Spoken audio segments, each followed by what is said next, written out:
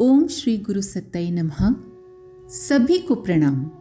पिछले वीडियो में हमने सुना मनुष्य का कर्तव्य है शरीर को उच्चादर्शों में लगाने के लिए स्वस्थ रखना, मन को संतुलित बनाए रखना, उसे भटकने न देना और चरित्र को साफ सुथरा बनाकर रखना, क्योंकि इनके बिना उच्च स्तरीय कर्तव्यों का पालन संभव नहीं।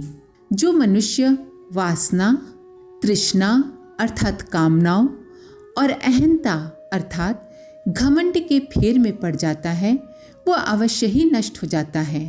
वासना से मोह, तृष्णा से लोभ और अहंता से अहंकार बढ़ता है। ऐसे व्यक्ति की सोचने समझने की शक्ति नष्ट हो जाती है और वो अपने कर्तव्य समझ ही नहीं पाता। पालन करना तो बहुत दूर की बात है। मनुष्य जीवन का लक्ष्य है ईश्वर प्राप्ति और लक्ष्य तक जाने का मार्ग कर्तव्य पालन से है, निष्काम कर्म योग से। आइए इसी क्रम को आगे बढ़ाते हैं। कर्तव्य पालन ही सबसे बड़ा गौरव है। संतोष उसी से मिलता है। कर्म योग को सर्वसुलभ, सर्वमान्य और सर्वोपरि कल्याणकारक माना गया है। इसमें सबका ही एक मत है। कर्तव्य कर्म करने वाले शूरवीर, धर्मनिष्ठ और ईश्वर भक्त माने जाते हैं। अपने कर्तव्यों को निभाना बहुत साहस का काम है। विपरीत परिस्थितियों में भी अपने कर्तव्यों को भली प्रकार निभाना आसान नहीं है। जीवन की सार्थकता भी कर्तव्य पालन में है। प्रसन्नता, व्यवस्था और प्रगति भी इसी में है। उत्तरदायित्वों का निर्वाह कर्तव्य पालन के आधार पर ही बन पड़ता है। अब प्रश्न आता है कि कर्तव्य के लिए मनुष्य के मन में उत्साह क्यों उभरे? तो इसका उत्तर है कि व्यक्ति को उत्साह आता है उपलब्धियों के लिए। ऋषि स्पष्ट करते हैं कि जीवन की महानतम उपलब्धियां कर्तव्य के आधार पर मिलती हैं, जैसे गौरव, जिसे पाने के लिए मनुष्य सदा लालयित रहते हैं और शास्त्र भी उसे पाने योग्य कहते हैं। संतोष, जिसे जीवन की सर्वोपरि उपलब्धि कहा जाता है। बड़ी से बड़ी चीज या पद पाकर भी यदि संतोष अनुभव न हुआ तो वो निरर्थक सी ही लगती है। संतोष प्यार के दो शब्दों में भी मिला तो उस पर राज्य न्यौछावर हो जाते हैं। शूरवीर, धर्मनिष्ठ और ईश्वर भक्त कहलाना असामान्य गौरव माना जाता है। इसका भी आधार कर्तव्य ही है। जीवन की सार्थकता तथा दूसरों का हित कर सकने का पुण्य परमार्थ, ये भी ऐसी उपलब्धियां हैं जिन्हें छोटे से छोटे व्यक्ति से लेकर बड़े से बड़े महापुरुष तक महत्व देते हैं। यश भी पुण्य के आधार पर मिलता है। रामचरितमानस में लिखा है, पावन यश की पुण्य बिनु होई। पुण्य कुछ और नहीं, उच्च स्तरीय कर्तव्यों का फल है। इन सब आधारों, तथ्यों को जो ध्यान में रखते हैं उनमें कर्तव्यों के प्रति उत्साह, साहस और उमंग रहती है। वे कर्तव्य समझने में या उसके पालन में कभी नहीं चूकते। धारा नगरी में आग लग गई। दो सुकुमार बच्चे आग की लपट में घिर गए। भीड़ में से कोई आगे नहीं बढ़ रहा था। तभी एक ओर से एक व्यक्ति आया और आग में घुस गया।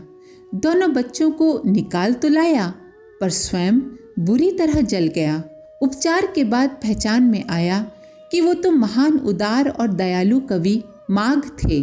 महाराजा भोज ने शीश झुकाते हुए उनसे कहा, कविवर, आज तो आपने काव्य से भी अधिक अपनी कर्तव्य परायणता से हम सबको जीत लिया। कवि बोले, महाराज, आप सबका स्नेह सम्मान बहुमूल्य है, परंतु आज मैंने अपना कर्तव्य पूर्ण करके अपनी अंतरात्मा का स्नेह सम्मान पा लिया है। इस आत्मसंतोष के आगे चमड़ी की जलन कोई महत्व नहीं रखती। तानाजी के पुत्र का विवाह था। तभी कोंडल दुर्ग के लिए युद्ध की सूचना आ पहुंची। तानाजी ने कहा, अपने देश और समाज के आगे व्यक्तिगत स्वार्थ तुच्छ है।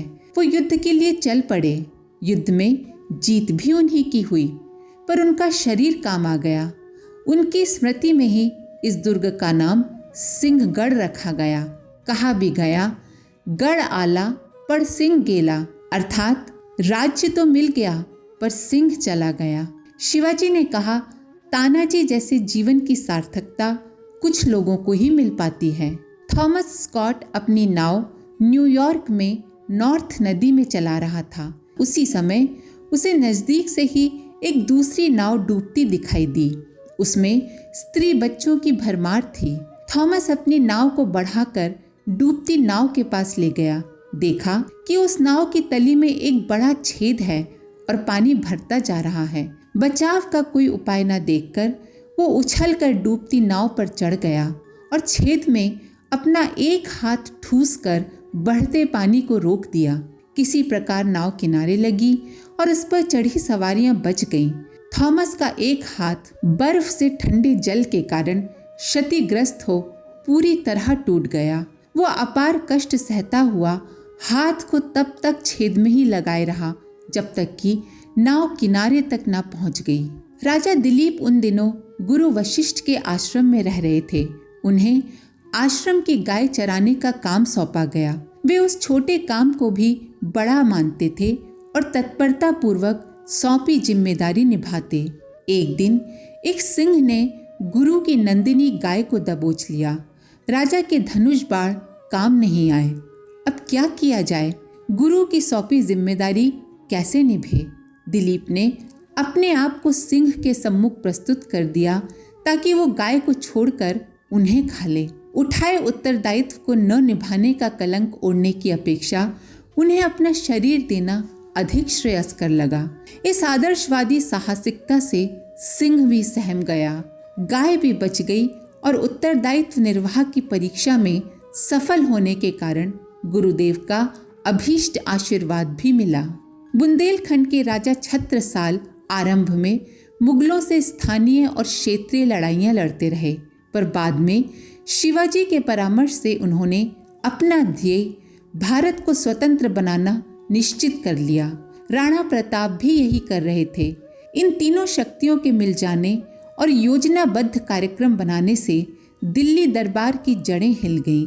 इतना ही नहीं, इन तीनों ने अपने अपने प्रभाव क्षेत्र में हिंदू धर्म के प्रति गहरी आस्थाएं उत्पन्न करने और समूचे भारत को अपना देश समझने की भावना को भी पूरी तरह उभारा।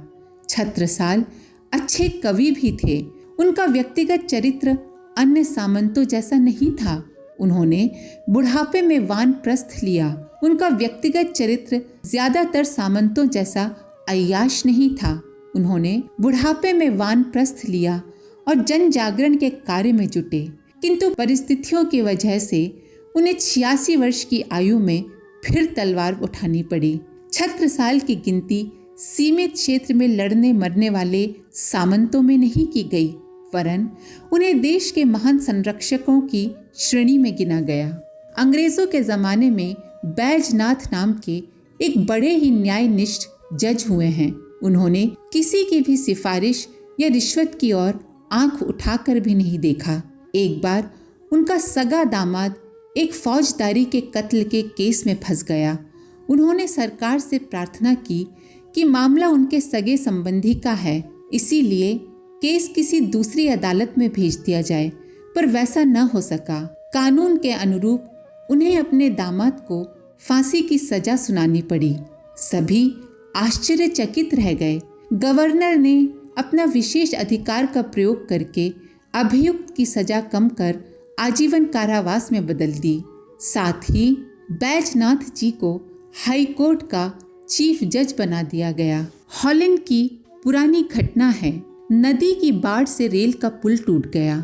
गाड़ी आने का समय हो गया। टूटने की जानकारी न होने से अगर गाड़ी चली आती तो डूब जाती। एक छोटा लड़का वहां मौजूद था। आने वाली गाड़ी को रोकने के लिए उसने तुरंत उपाय सोच लिया। अपनी शर्ट फाड़कर झंडी बनाई, भुजा काटकर खून निकाला और उस कपड़े को लाल रंग में रंग दिया। पटरी पर लकड़ी में लाल झंडा फहराता हुआ वो खड़ा था। गाड़ी चली आती तो जान जोखिम का खतरा था, पर उसने परवाह नहीं की। ड्राइवर ने लड़के को खड़ा देख लिया, गाड़ी रोक ली और दुर्घटना रुक गई। उस लड़के जॉर्ज स्टेनली को उस देश के निवासी और सुनने वाले कृतज्ञतापूर्ण स्मरण करते और मन ही मन धन्यवाद देते हैं। योगों में कर्म योग की महत्ता महान कही गई है। जो कर्तव्य मानव होने के नाते सौंपा गया है उसे पूरा करना ही मानव का सबसे बड़ा धर्म है। कर्म योग व्यवहारिक अध्यात्म है, अर्थात वो अध्यात्म जो अपने व्यवहार में उतारा गया हो। इसकी साधना से गीताकार के अनुसार व्यक्ति जीवन मुक्ति की दिशा में सहज ही बढ़ता रह सकता है। मोक्ष निर्वाण संबंधी सारा ब्रह्म ज्ञान अपने स्थान पर है एवं कर्मयोग की जीवन साधना अपनी जगह।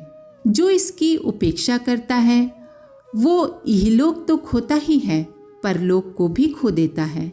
गीता में मनुष्य को कर्म साधना का उपदेश देते हुए कहा गया है कि वो फल के परिणाम की आकांक्षा किए बिना, उसमें लिप्त हुए बिना सतत कर्म करता रहे। यही सच्चा अध्यात्म है। कर्मयोग आसान होते हुए भी उसको न कर पाने का एक ही कारण है, चिंतन में सतत समाने वाली, मोह पैदा कर देने वाली दुष्प्रवृत्तियों का पनपते रहना, उन पर नियंत्रण न होना एवं विवेक को खोकर अपना लक्ष्य भूल जाना। ये मानव के साथ जुड़ी एक ऐसी विडंबना है जो उसे आत्मिक प्रगति के मार्ग पर चलने में सतत रोड़े अटकाती रहती है। एक राजा ने सन्यासी से कहा, राजकाज में बड़े झंझट हैं तथा सन्यास में निश्चिंतता, आप मुझे सन्यास की दीक्षा दे दीजिए। सन्यासी ने प्रसन्नता पूर्वक आज्ञा दे दी। फिर पूछा, राजकाज कौन करेगा? उत्तर मिला, किसी को दान कर दूंगा और अपने निर्वाह के लिए कुछ मेहनत मजदूरी कर लूंगा। सन्यासी ने कहा, राज मुझे दान कर दो और मेरे सेवक की तरह शासन की व्यवस्था चलाओ। कर्म से भागो मत, पलायन मत करो, वो तो अध्यात्म दर्शन का मूल है। तुम्हारे ऐसा करते रहने पर सन्यास भी सध जाएगा और गुजारे के लिए गुरु का सौंपा हुआ काम करते हुए शांतिपूर्वक निर्वाह भी होता रहेगा। मैं, मेरा, मेरेपन को त्यागना और कर्तव्य को धर्म मानकर करते रहने से घर में रहकर भी सन्यास सध जाता है। जिज्ञासु कात्यायन ने देवर्षि नारद से पूछा, भगवन, आत्म कल्याण के लिए विभिन्न शास्त्रों में विभिन्न उपाय बताए गए हैं। गुरुजन भी अपनी अपनी मति के अनुसार कितने ही साधना विधानों के महत्व बताते हैं। जप, तप, त्याग, वैराग्य, योग, ज्ञान, स्वाध्याय, तीर्थ, व्रत, ध्यान, धारणा, समाधि आदि के अनेक उपायों में से सभी को कर सकना एक के लिए संभव नहीं। फिर सामान्य जन ये भी निर्णय नहीं कर पाते कि इनमें से किसे चुना जाए। कृपया आप ही मेरा समाधान करें कि सर्व सुलभ और सुनिश्चित मार्ग क्या है। अनेक मार्गों के भटकाव से निकालकर मुझे सरल तरीका बताएं। उत्तर देते हुए नारद जी ने कहा, हे मुनि श्रेष्ठ, सद्ज्ञान और भक्ति का एक ही लक्ष्य है कि मनुष्य सत्कर्म करे, स्वयं संयमी रहे और अपने सामर्थ्यों से गिरे हुओं को उठाए और जो उठे हुए हैं उनको भी और श्रेष्ठ बनाए। सत्प्रवृत्तियाँ ही सच्ची देवियाँ हैं, जिन्हें जो जितनी श्रद्धा के साथ सींचता है वो उतनी ही विभूतियाँ अर्जित करता है। आत्म कल्याण और विश्व कल्याण की समन्वित साधना करने के लिए परोपकाररत रहना ही श्रेष्ठ है। पूना में उन दिनों भयंकर प्लेग फैला था। लोकमान्य तिलक का बड़ा पुत्र प्लेग से पीड़ित हो गया। पुत्र की दशा चिंताजनक होने के बावजूद तिलक मराठी अखबार केसरी के अंक का अधूरा काम पूरा करने के लिए कार्यालय जाने लगे। किसी ने उन्हें टोका, बेटा मौत से जूझ रहा है, अगर आप कार्यालय न जाएं तो क्या काम नहीं चलेगा? गंभीर एवं संयत स्वर में उन्होंने उत्तर दिया, सारा महाराष्ट्र केसरी की प्रतीक्षा में बैठा है, तब कार्यालय न जाने से भला कैसे चलेगा? मोह पर अंकुश लगाकर कर्तव्य पथ पर चल पड़ने के साहस ने ही उन्हें लोकमान्य का गौरव दिलाया। फ्रांस के कार्डिनस प्रकाश स्तंभ की लालटेन घुमाने वाले चौकीदार को भयंकर बीमारी हो गई। पत्नी सेवा में लगी थी, 2 छोटे बच्चे थे। उस दिन मौसम खराब था। लालटेन न घुमाने पर इस हालत में उधर से निकलने वाले जहाज के टकरा जाने या डूब जाने का खतरा था। क्या किया जाए? दोनों बच्चों को तट पर लालटेन घुमाने की जिम्मेदारी सौंपी गई।